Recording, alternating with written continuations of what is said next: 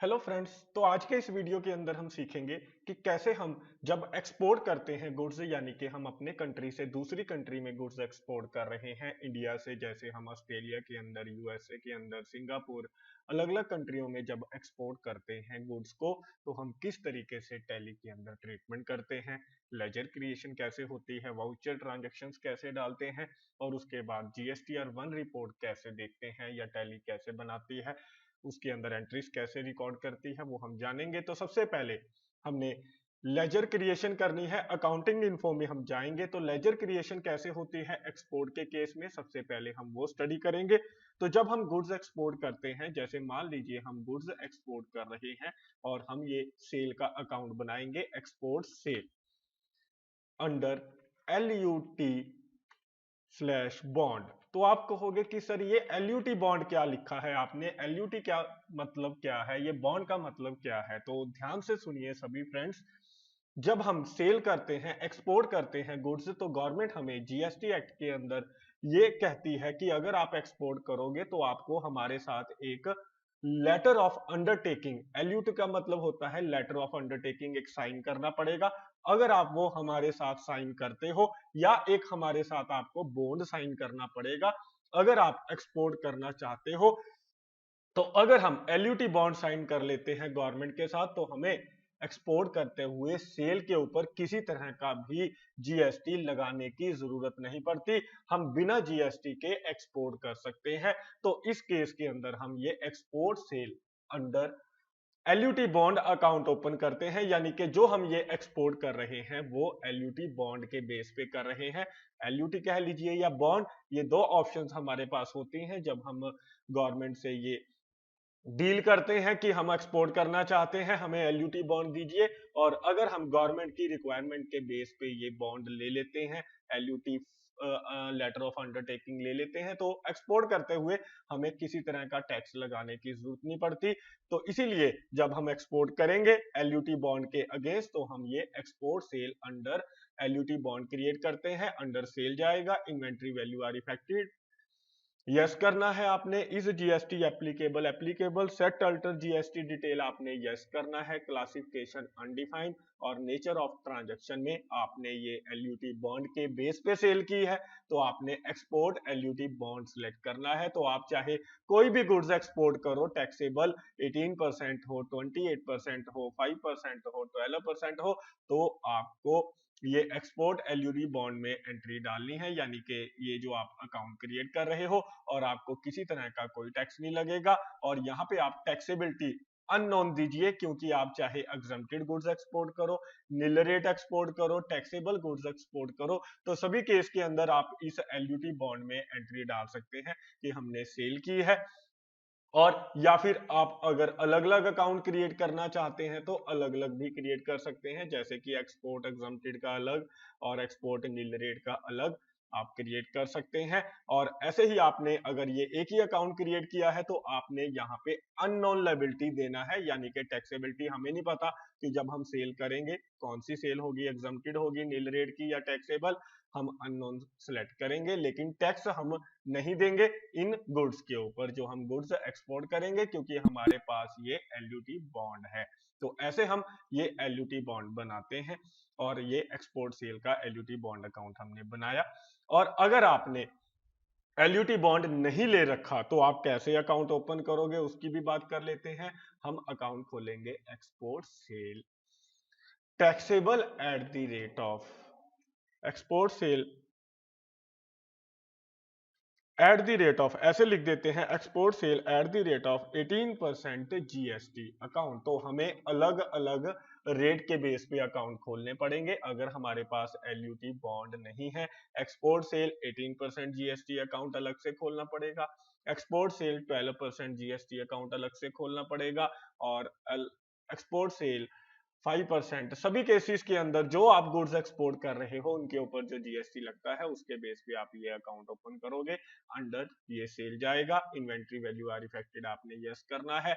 इस GST applicable आपने applicable select करना है, सेट अल्टर जीएसटी डिटेल आप यस कीजिएगा, और क्लासिफिकेशन अनडिफाइंड रखनी है। नेचर ऑफ ट्रांजैक्शन आप ये गुड्स एक्सपोर्ट कर रहे हो, और आपके पास कोई एलयूटी बॉन्ड नहीं है और आप ये टैक्सेबल गुड्स एक्सपोर्ट कर रहे हो। तो जब आप टैक्सेबल गुड्स एक्सपोर्ट करते हो जिनके ऊपर टैक्स लगेगा, क्योंकि आपके पास एलयूटी बॉन्ड नहीं है, तो आपने एक्सपोर्ट टैक्सेबल में देना है और आपने यहाँ पे इंटीग्रेटेड टैक्स रेट डालना है। जैसे हम यहाँ पे इंटीग्रेटेड टैक्स रेट डालेंगे कि हमने ये जो एक्सपोर्ट की है 18% अगर रेट पे एक्सपोर्ट कर रहे हैं तो 18% डालेंगे, 5% पे एक्सपोर्ट कर रहे हैं तो 5% अकाउंट क्रिएट करेंगे। अगर हम 12% जीएसटी पे कर रहे हैं यानी कि चार्ज कर रहे हैं तो 12% जीएसटी अकाउंट ओपन करेंगे और सप्लाई ये हमारा अंडर गुड्स के अंदर आएगा कि हम ये गुड्स की सप्लाई कर रहे हैं। तो इस तरीके से हम ये अकाउंट ओपन करते हैं। जैसे हमने 18% का ओपन किया ऐसे ही आपने 12% 5% का ओपन कर लेना है। और अगर आप एक्सपोर्ट कर रहे हो एग्जम्प्टेड गुड्स तो उसके लिए आप अलग अकाउंट खोल सकते हो। जैसे कि मैंने आपको बताया एग्जम्प्टेड गुड्स के केस में अगर आप नील रेट की गुड्स एक्सपोर्ट कर रहे हो या जो जीएसटी के अंदर एग्जम्प्टेड दायरे में आती हैं गुड्स वो एक्सपोर्ट कर रहे हो तो दोनों के लिए आप एक ही अकाउंट क्रिएट कर सकते हो। टैली दोनों के लिए एक ही अकाउंट प्रोवाइड करती है और गवर्नमेंट भी कहती है, जीएसटी एक्ट भी कहता है कि एक्सपोर्ट अगर आप एग्जम्प्टेड गुड्स करते हो चाहे वो नील रेट है चाहे वो एग्जम्प्टेड है तो आपने एक ही अकाउंट ओपन कर लेना है। एक्सपोर्ट एग्जम्प्टेड सेल अकाउंट हम ओपन कर लेते हैं। अंडर ये सेल जाएगा। इन्वेंट्री वैल्यू आर इफेक्टेड आपने यस करना है। इस जीएसटी एप्लीकेबल एप्लीकेबल सेटल्टर जीएसटी डिटेल आपने यस करना है। क्लासिफिकेशन अनडिफाइंड और यहाँ पे हम एक्सपोर्ट एग्जम्प्टेड सिलेक्ट करेंगे जब हम एग्जम्प्टेड गुड्स को सप्लाई करते हैं। और यहाँ पे आप टैक्सेबिलिटी अननोन सिलेक्ट कर सकते हो क्योंकि ये अकाउंट हम दोनों केस में सेम यूज करेंगे, चाहे एग्जम्प्टेड गुड्स हो चाहे नील रेट की गुड्स हो। तो आप जब हमने कोई अकाउंट बनाया हो, कोई भी अकाउंट बनाया हो उसमें दो टैक्सेबिलिटी लाइज करती हो यानी कि एग्जम्प्टेड और नील रेट, तब आप ये अननोन ऑप्शन सिलेक्ट कर सकते हो कि इसके अंदर इस अकाउंट के अंदर हम एग्जम्प्टेड की एंट्रीज भी डालेंगे और नील रेट की एंट्रीज भी डालेंगे। तो हम यहाँ पे एग्जम्प्टेड सिलेक्ट कर लेते हैं और हम ये सप्लाई गुड्स की कर रहे हैं तो हम ये गुड्स सिलेक्ट करेंगे। तो इस तरीके से हम ये सेल अकाउंट ओपन करते हैं। तो आपको पता चला कैसे हम, अगर हमारे पास एलयूटी बॉन्ड है हमने export cell LUT bond account open करना है। अगर हमारे पास एलयूटी बॉन्ड नहीं है हम टैक्स पे करते हैं, हमने टैक्स चार्ज करना है सेल करते हुए, जो भी एक्सपोर्ट करेंगे उसके ऊपर हम टैक्स चार्ज करेंगे। और ये भी याद रखना है ये जो टैक्स चार्ज होगा आईजीएसटी चार्ज होगी क्योंकि ये एक्सपोर्ट सेल जो होती है इसको माना गया है कि ये जो एक्सपोर्ट सेल है ये इंटरस्टेट सेल कहलाती है हमारे जीएसटी एक्ट के बेस पे कि ये जो एक्सपोर्ट हो रही है इसके ऊपर हम आईजीएसटी चार्ज करेंगे और सेल के अंदर एंट्री डालेंगे। जैसे कि आप देख सकते हो सेल अकाउंट ओपन हो चुका है और यहाँ पे हम पार्टी अकाउंट बना लेते हैं।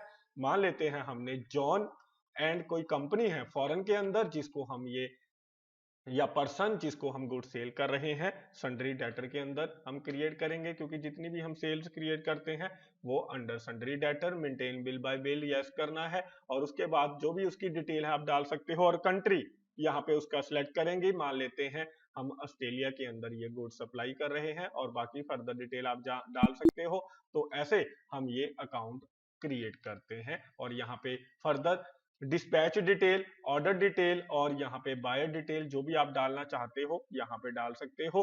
और यहाँ पे स्टेट हम नॉट एप्लीकेबल सिलेक्ट करेंगे क्योंकि ये हमारे जो सेल हो रही है हिंदुस्तान के अंदर नहीं हो रही, इंडिया के अंदर नहीं है, दूसरी कंट्री में है। और type of dealer not applicable क्योंकि ये जो हम सेल करते हैं विद इंडिया के अंदर तब हम सिलेक्ट करते हैं कि वो कंपोजिशन पर्सन है या रेगुलर या अनरजिस्टर्ड। ये जो पर्सन है आउटसाइड इंडिया है इसीलिए ये इंडिया के अंदर रजिस्टर्ड नहीं है तो आपने नोट एप्लीकेबल देना है। और यहाँ पे हम सेल लेजर सिलेक्ट करेंगे कि हम ये गुड्स एक्सपोर्ट कर रहे हैं और ये एक्सपोर्ट मान लेते हैं हमने 18% वाली गुड्स अगर की हैं तो 18% हम सिलेक्ट करेंगे और 12% हो तो 12, 5 या 28%। तो ये एक्सपोर्ट सेल 18% जीएसटी अकाउंट हमने बनाया था और आइटम सेलेक्ट करेंगे। मान लेते हैं हमने ये एक्सपोर्ट किए हैं एलजी एलईडी 42 इंच, ये हमने एक्सपोर्ट किए हैं और ये हमने मान लेते हैं 10 पीस जो हैं एक्सपोर्ट किए हैं और ये 20,000 के बेस पे पर पीस के बेस पे हम एक्सपोर्ट कर रहे हैं और हम टैक्स चार्ज कर रहे हैं। इंपॉर्टेंट बात यह है कि हम ये मान के चल रहे हैं हमारे पास एलयूटी बॉन्ड नहीं है। पहला केस हम ये मान रहे हैं हमारे पास एलयूटी बॉन्ड नहीं है और हमें टैक्स देना पड़ेगा गवर्नमेंट को, यानी कि हम कस्टमर से एक तरह से आउटपुट जीएसटी चार्ज कर रहे हैं, आईजीएसटी, क्योंकि ये इंटरस्टेट सेल मानी गई है और यहाँ पे हम आउटपुट आईजीएसटी चार्ज करेंगे। तो यहाँ पे हम लगाएंगे आउटपुट आईजीएसटी 18%। तो अगर आप एक्सपोर्ट सेल 12% कर रहे हो तो आपने 12% आउटपुट आईजीएसटी लगानी है, और अगर आप ये 5% या 28% का अकाउंट क्रिएट कर रहे हो तो आपने आईजीएसटी 28% या 5% लगानी है। और एक इंपॉर्टेंट बात, यहाँ पे प्रोवाइड जीएसटी डिटेल को आपने यस करना है, और जब आप गुड्स एक्सपोर्ट करोगे तो जिस आप शिप के जरिए अगर एक्सपोर्ट कर रहे हो तो यहाँ पे आपको शिप के द्वारा जहां से भी आप एक्सपोर्ट कर रहे हो उनकी तरफ से एक नंबर दिया जाएगा, शिप बिल नंबर, वो आपने नंबर डालना है। और जिस दिन ये गुड्स गई हैं, यानी कि जो डेट उस शिप बिल नंबर पे है वो डेट आपने डाल देनी है कि जो उस शिप बिल नंबर पे डेट होगी, तो वो डेट हमने डालनी है। तो मान लेते हैं 7 जुलाई को ही ये गुड्स एक्सपोर्ट हुई हैं। तो जब भी हम गुड्स एक्सपोर्ट करते हैं शिप के जरिए तो हमें एक टिकट नंबर कह सकते हो आप, शिपमेंट बिल नंबर मिलता है, बिल मिलता है कि हमारी गुड्स दूसरे कंट्री में जा रही हैं। जिस ट्रांसपोर्ट शिप ट्रांसपोर्ट के जरिए आप गुड्स भेजते हो उनकी तरफ से बिल दिया जाएगा, वो बिल नंबर, और जो उस बिल पे डेट होगी वो डेट जो भी हमने डाली है वो डालनी है आपको। और उसके बाद लास्ट इंपॉर्टेंट पॉइंट इसके अंदर, ये जो आईजीएसटी हम चार्ज कर रहे हैं अपने कस्टमर से, हम कस्टमर से चार्ज जरूर कर रहे हैं, बिल के अंदर लगा रहे हैं, लेकिन हम कस्टमर से सिर्फ 2 लाख रुपीस लेंगे। यानी कि आप देख सकते हो टोटल अमाउंट 2,36,000 बनी है, लेकिन हम कस्टमर से सिर्फ 2 लाख लेंगे। आप कहोगे सर ऐसा क्यों है? ऐसा इसलिए फ्रेंड्स, क्योंकि ये जो हम चार्ज कर रहे हैं आईजीएसटी, ये बाद में गवर्नमेंट हमें रिफंड कर देगी। जब हम ये सेल बिल गवर्नमेंट को भेजेंगे बाद में हमें ये आईजीएसटी रिफंड हो जाएगी। ये गवर्नमेंट का जीएसटी एक्ट कहता है कि अगर आपके पास एलयूटी बॉन्ड नहीं है, एक बार आप आईजीएसटी पे कर दीजिए। हम एक बार आईजीएसटी गवर्नमेंट को ये आईजीएसटी पे कर देंगे, सेल हो रही है, आईजीएसटी देंगे गवर्नमेंट को, और उसके बाद जब हम ये सेल बिल गवर्नमेंट को शो करेंगे, उनको दिखाएंगे हमने ये एक्सपोर्ट की है, क्योंकि गवर्नमेंट कहती है आप ज्यादा से ज्यादा एक्सपोर्ट कीजिए, जितना आप एक्सपोर्ट करोगे आपसे जीएसटी नहीं लेंगे हम, तो ये हमें रिफंड हो जाएगा। तो इसीलिए हमें ये बाद में रिफंड हो जाएगा, और कस्टमर से हम चार्ज नहीं कर सकते, क्योंकि कस्टमर को पता है कि ये जो गवर्नमेंट को जीएसटी जाएगी बाद में हम वापिस ले लेंगे, इसीलिए हम ये कस्टमर से चार्ज नहीं कर सकते। लेकिन सेल बिल के अंदर एक बार लगाएंगे और बाद में हमें एक इसकी एडजस्टमेंट एंट्री डालनी पड़ेगी।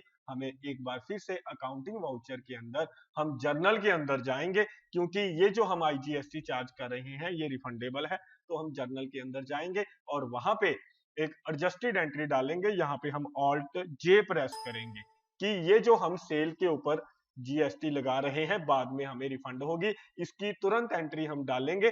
जैसे ही सेल करेंगे साथ ही एंट्री डालेंगे जर्नल के अंदर, ऑल्ट जे, जीएसटी में जाना है आपको और यहाँ पे सिलेक्ट करना है रिफंड, कि हमें ये जो जीएसटी है बाद में रिफंड हो जाएगी। और यहाँ पे ये पूछ रहा है कि ये रिफंड इंटरेस्ट हो रहा है, लेट फीस है, कोई पेनल्टी, हम इसमें अदर सेलेक्ट करेंगे। ये जो हमें रिफंड होना है अदर्स, यानी कि हमें ये एक्सपोर्ट सेल की रिफंडिंग हो रही है। और यहाँ पे हम अकाउंट क्रिएट करेंगे एक रिफंड का, यहाँ पे रिफंड का अकाउंट क्रिएट करेंगे, रिफंड ऑफ आईजीएसटी का अकाउंट हम यहाँ पे क्रिएट कर लेते हैं, जो एक्सपोर्ट में हमें रिफंड होगी, और ये क्रिएट हम करंट एसेट के अंदर करेंगे। तो बस ये दो आपने ऑप्शन सेलेक्ट करनी है, यानी कि नेम डालना है और उसके बाद अंडर डालना है, आपका ये अकाउंट क्रिएट हो जाएगा।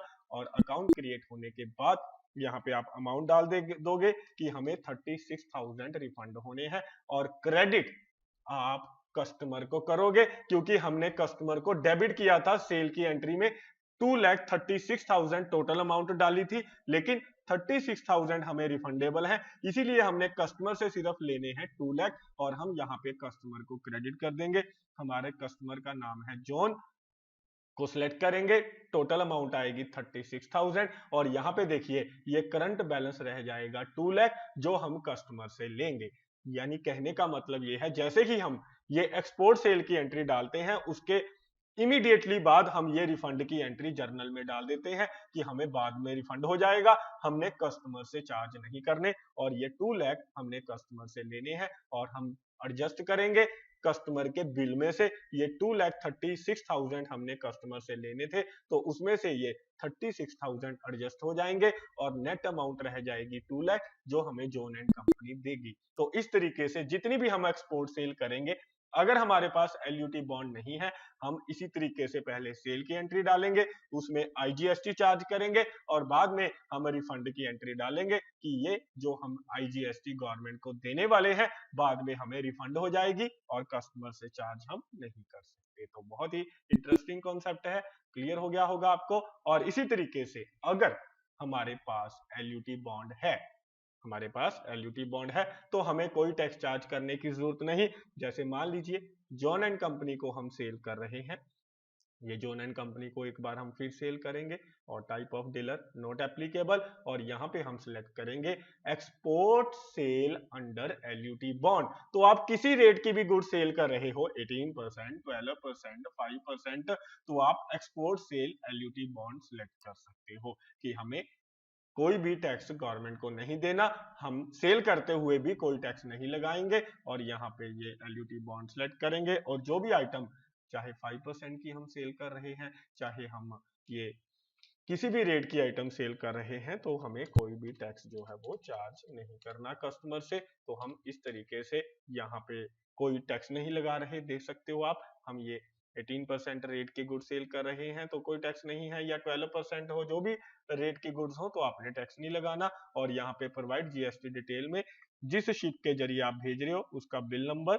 और उसकी डेट जो उस बिल पे होगी, जो हमें ये शिप कंपनी द्वारा प्रोवाइड की जाएगी, वो हम डालेंगे और ये बिल नंबर डाल के एंट्री को हम सेव कर लेंगे। तो ध्यान से देख लीजिए कि जब हम एक्सपोर्ट करते हैं एलयूटी बॉन्ड के बेस पे, तो हमें कोई भी आईजीएसटी चार्ज करनी नहीं पड़ती और बाद में हमें रिफंड का भी कोई चक्कर नहीं पड़ता, क्योंकि हमने जब गवर्नमेंट को आईजीएसटी दी ही नहीं सेल करते हुए, तो हम रिफंड के हकदार नहीं हैं। तो इस तरीके से हम ये सेल की एंट्री डालते हैं। और उसके बाद ऐसे ही अगर हमने एग्जम्प्टेड गुड्स एक्सपोर्ट की हैं, तो उसके लिए आप अलग अकाउंट बना सकते हो।